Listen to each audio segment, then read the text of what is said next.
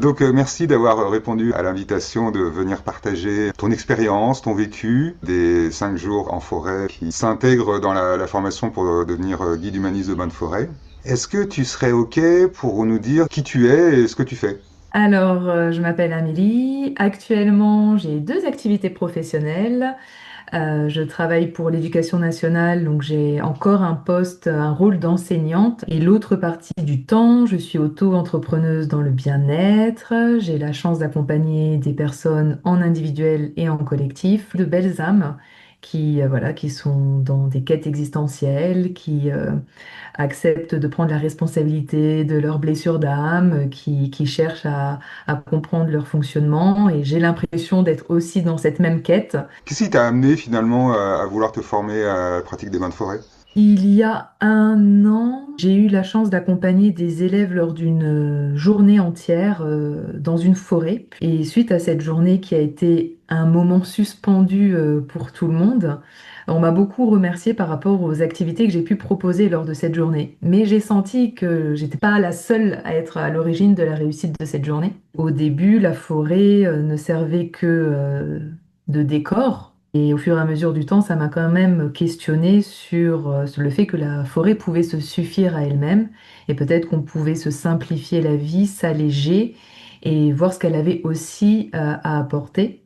Et finalement, c'est les différentes invitations que j'ai eues de la forêt en la voyant autrement, même si je la fréquente pour des balades, des promenades, du trail, du VTT, des balades contemplatives, mais disons que j'ai cherché à travers cette formation cette légitimité de pouvoir travailler avec la forêt parce qu'elle m'impressionnait beaucoup. J'avais beaucoup de peur qui émergeait lors de ma présence en forêt et voilà, je l'ai toujours trouvée impressionnante. J'ai cherché à être rassurée, je crois. Je ne savais pas trop ce qu'étaient les bains de forêt, j'en avais jamais fait, j'en avais jamais entendu parler. Simplement, je cherchais comment être à l'aise dans une forêt et ensuite transmettre ce sentiment de bien-être, même si j'avais pu lire que il y avait eu des études scientifiques qui prouvaient que la forêt avait ce pouvoir de nous apaiser, de nous aider à mieux dormir. Mais je voyais pas trop comment accéder à tout ça. Qu'est-ce qu'il fallait faire? Quelle était la posture, le processus à suivre pour vraiment avoir accès à ces bienfaits-là? Toi, tu avais besoin de quoi en particulier? J'ai pu accompagner l'automne dernier, donc avant la formation, un groupe d'amis en forêt en leur disant, bah voilà, les ateliers de méditation que je propose de relaxation, j'aimerais proposer la même chose, mais à l'extérieur. Ça a été un déclic parce que tout ce que j'avais préparé, je l'ai mis de côté et on s'est laissé un peu guider par la forêt. Et il y a eu même des moments un peu suspendus, des montées émotionnelles qu'on a accueillies euh, alors que je pensais juste que ça allait être un moment de détente et de relaxation.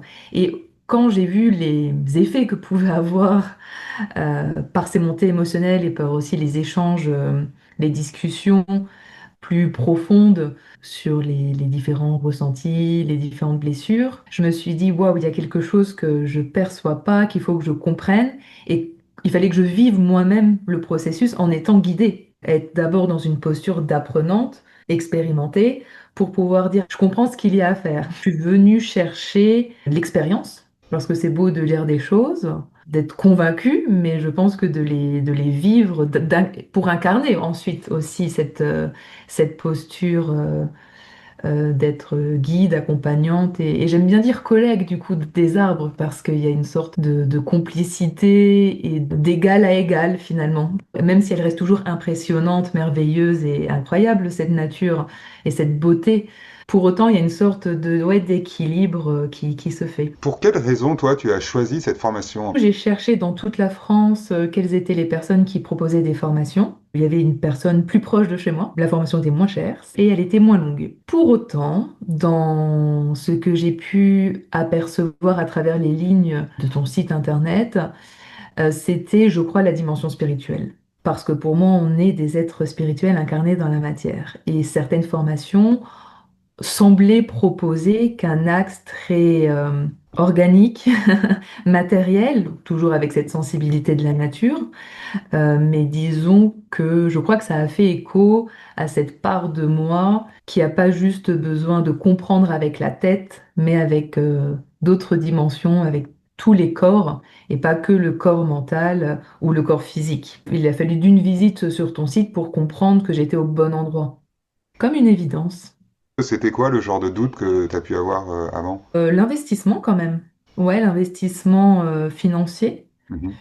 parce que j'ai déjà fait beaucoup de formations. Mhm. Enfin, je me forme régulièrement.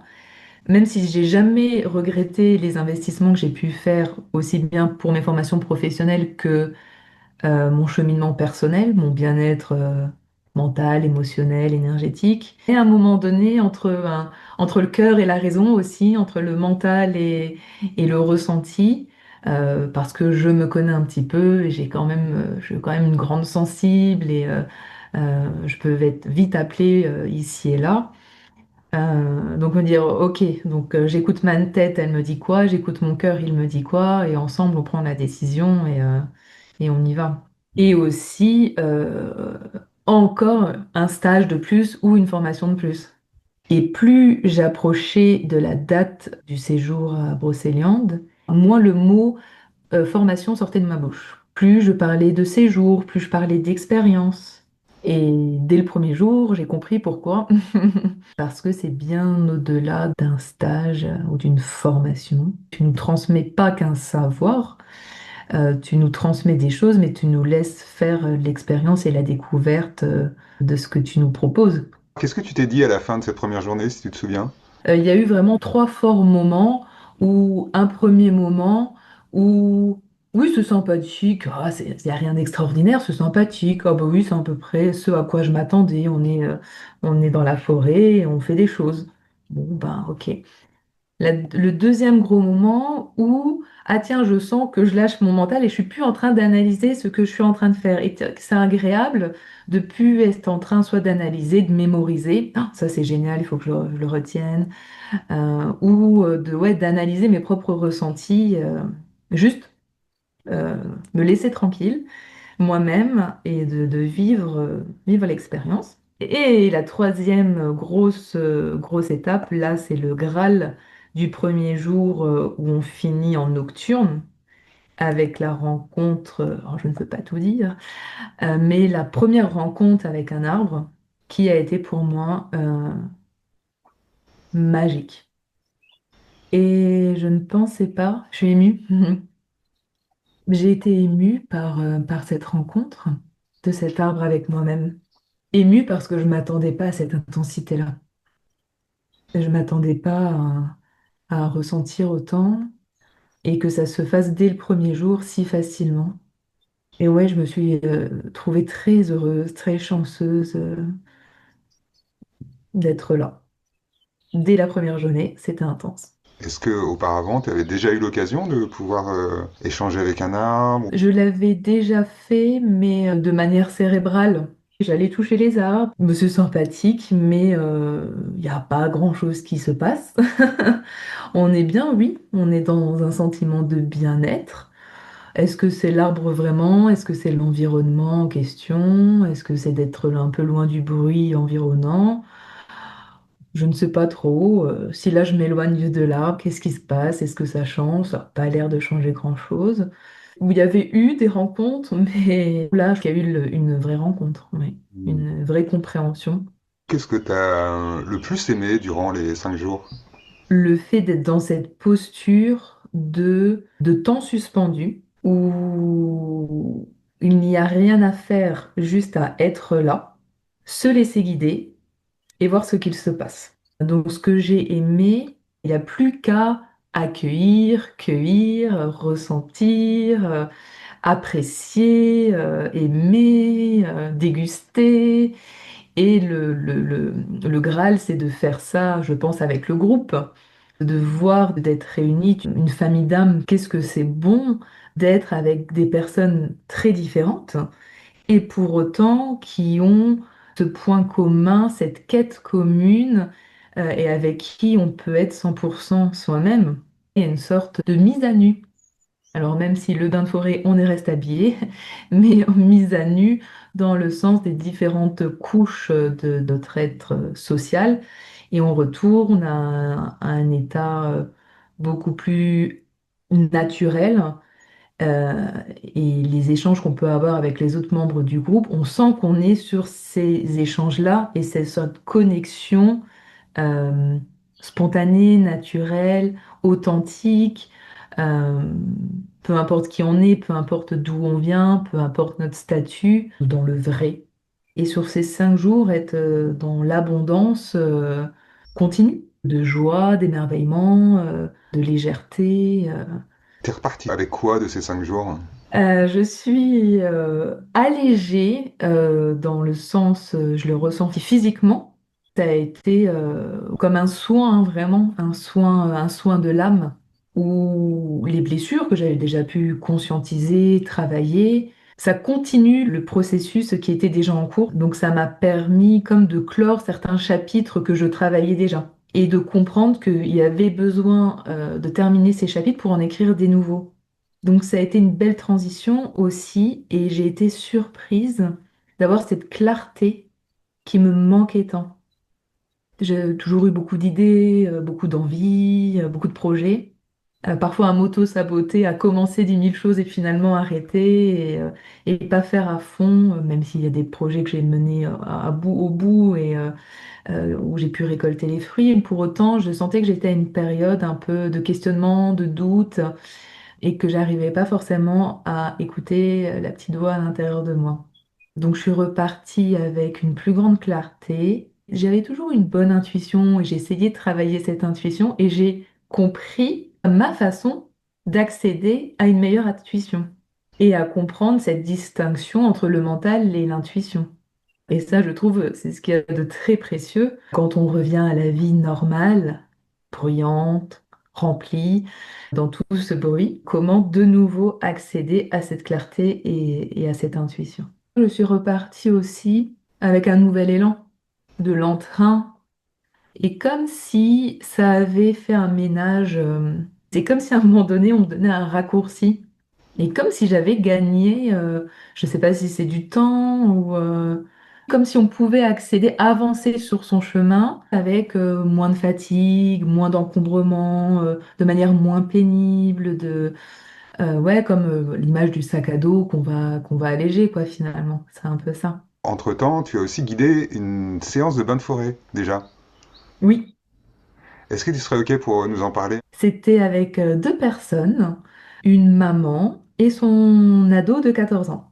Dès que ça a commencé, les questionnements, les doutes que j'ai pu avoir sur mes peurs liées à la forêt, tout ça, ça s'est vite envolé. Et en appliquant les conseils et la démarche et la séquence type de 4 heures, la magie s'est installée. Bien que les personnes que j'avais en face de moi sont des amoureux de la nature et sont habitués à aller en forêt. Et sur le moment, je me suis dit, mince, mais je n'ai rien à leur apporter puisque c'est un environnement qu'ils connaissent et ils n'ont pas besoin de moi pour ça finalement. S'ils sont là, c'est pas pour rien. Donc fais confiance à ce qui doit se passer. Et leur retour a été très riche parce qu'ils ont pu vivre, voir, ressentir des choses qu'ils n'avaient jamais ressenties jusqu'à présent. Et je trouve que c'est encore plus parlant pour des personnes qui sont habituées à être en forêt. Et c'est très drôle parce que au début, j'étais dans une posture de guide dans le sens premier que je l'entendais, c'est-à-dire je guide, ce bain de forêt n'est pas pour moi, il est pour eux. Et plus on avançait dans le bain de forêt, pourquoi il ne serait pas aussi pour moi ce bain de forêt? Pourquoi moi non plus je pourrais pas retirer les bienfaits de ce bain de forêt? Et en tant que guide, qu'est-ce que je peux aussi retirer de ma présence là?